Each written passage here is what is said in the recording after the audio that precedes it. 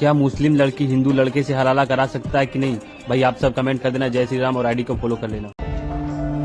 কি আরে বলুন কি क्या मुस्लिम लड़की हिंदू लड़के से हलाला करा सकता है कि नहीं? क्या हिंदू लड़की अपने बच्चे पैदा करने के लिए हमारे मियाँ भाई और भाईजान से नियोग करा सकता है कि नहीं? भाइयों सारा कमेंट में बता देना, और अगर वीडियो अच्छा लगे तो लाइक फॉलो और सब्सक्राइब भी कर देना, ठीक है ना?